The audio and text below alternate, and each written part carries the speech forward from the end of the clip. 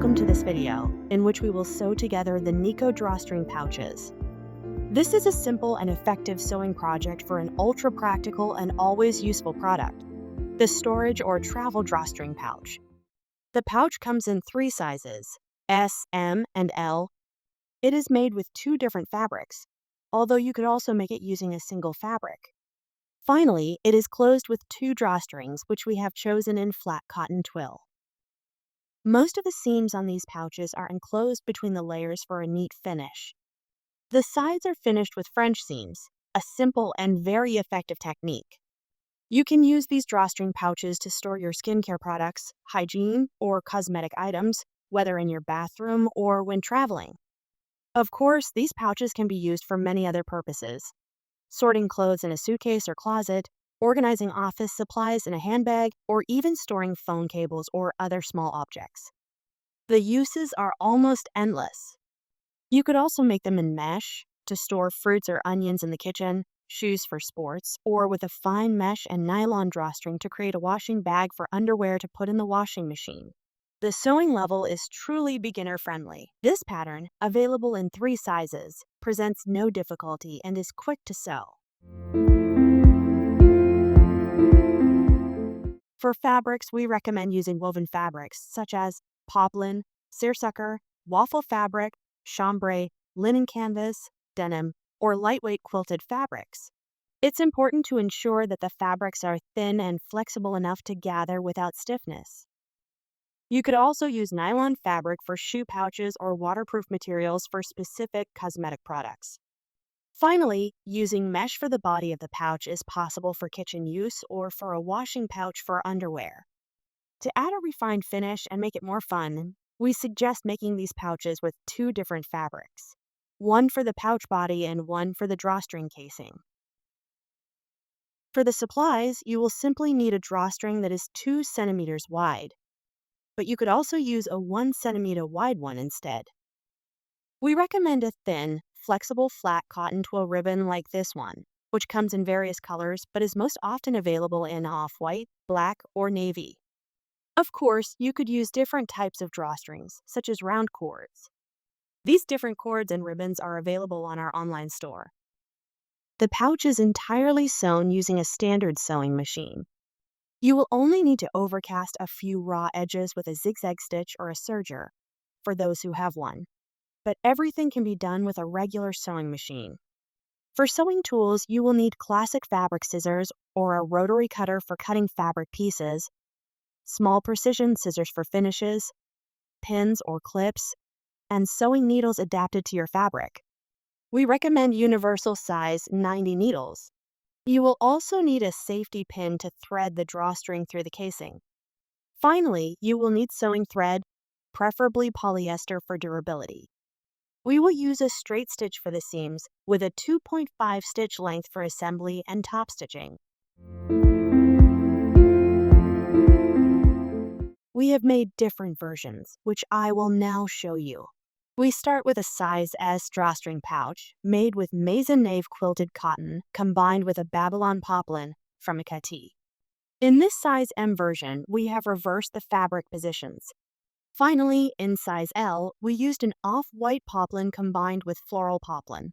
All were sewn with an off-white 2 centimeters cotton twill ribbon. We also have a striped seersucker version, paired with a rifle paper coat, wildwood garden party, floral poplin. The reverse version with the top made of seersucker cut on the bias. A cherry linen pouch with a floral print top. These 3 pouches have round drawstrings in off-white and gold or navy. Then, we made another size S version in black mesh, a practical polyester net fabric combined with a black and white seersucker from Atelier Brunette, with a 2 centimeters black cotton twill ribbon.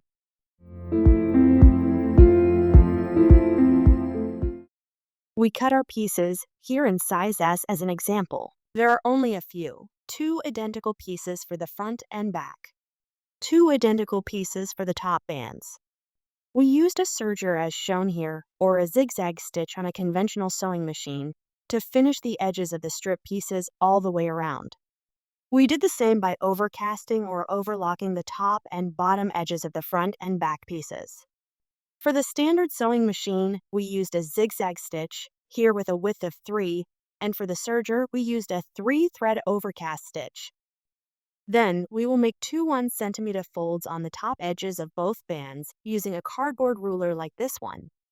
You can also cut a piece of cardboard and mark measurements on it. We will press the folds and then stitch with a straight stitch 8 millimeters from the edge, making back stitches at the beginning and end of the seam, just as I did on the second band. We will make a 1 centimeter fold along the length of each band. This will be the lower edge. Then, after unfolding the fold we just made, we will fold the bands in half lengthwise, wrong sides together, and press them.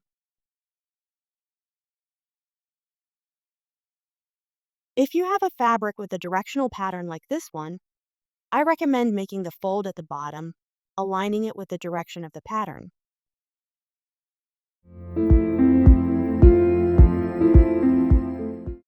Just a note about mesh or net fabric.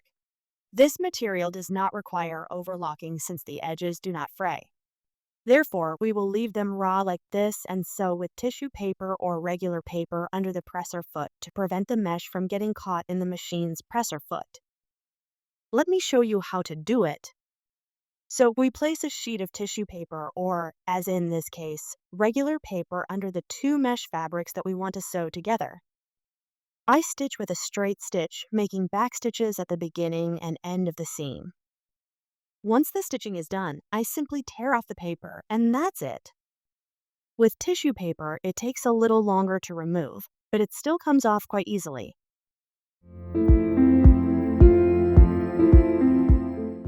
We start with the bottom of the pouch.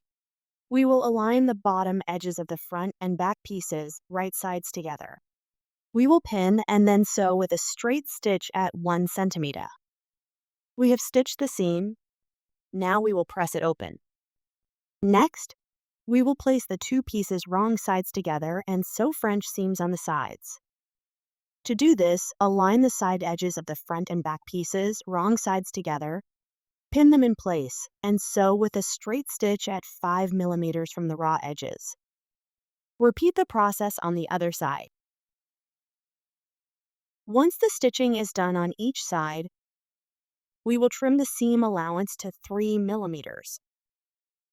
Then, we turn the fabric inside out.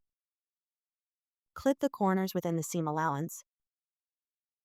Press the seams with an iron and optionally pin the sides, though I am not doing it here. Now, we will sew the side edges with a 1 centimeter seam allowance.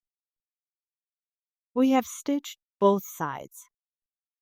Now, we will trim the two bottom corners like this without cutting into the seam, and then turn the fabric right side out.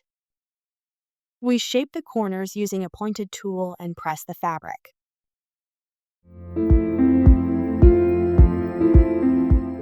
Turn the pouch inside out again.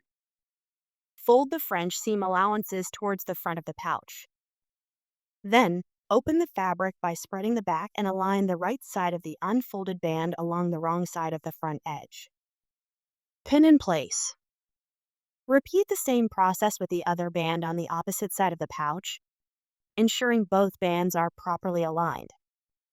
Then, sew all around at 1 centimeter, keeping the edges aligned, always securing the stitch with back stitches at the beginning and end.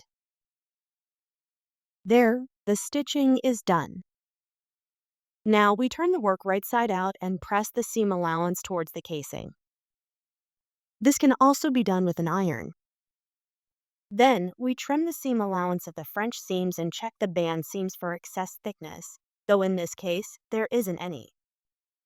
Next, we fold the band over the front, aligning the folded edge with the previously sewn seam. We do the same with the back band, aligning it edge to edge with the front band. If necessary, we adjust by repositioning the pins. Finally, we pin all around, ensuring both casings are properly aligned. Then, we will top stitch through all layers 2 millimeters from the edge of the casing, all around.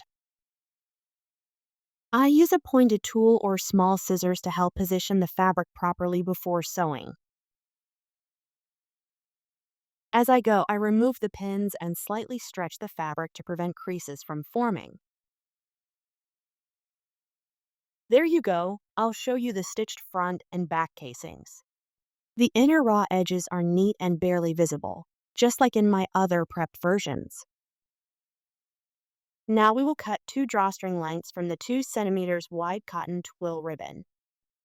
75 centimeters for size S, 85 centimeters for size M, and 95 centimeters for size L. I take one of the ribbons and attach a safety pin to one end, folding it in half since the ribbon is thin. I insert it into one of the casings and pull it through the first casing. Once it reaches the end, I pass it through the opposite casing, threading it all the way through to exit on the opposite side. I check to make sure the ribbon is not twisted and tie a knot with the 2 ends overlapping. Then, I repeat the process with the second ribbon, this time inserting it from the opposite side in symmetry. I follow the reverse path, threading it through one casing and then back through the other in the opposite direction. I remove the safety pin and tie the 2 ends together. Now, I have 2 drawstrings in place, creating a double pull closure. This allows the pouch to be easily tightened simply by pulling on the drawstrings. To open the pouch, you just pull the top apart. The 2 loops also make it possible to hang the pouch. Your Nikko pouches are now complete. Quick and easy to sew, they will be very useful at home for multiple purposes. In the bathroom, in your suitcase, in your wardrobe to organize your belongings, or in a handbag to carry all sorts of items. We hope you will also be happy with your creations. If you enjoyed this video, feel free to like it and subscribe to our channel. We can't wait to see your versions, so share them on Instagram with hashtag #IkatiNikko. See you soon at Ikati.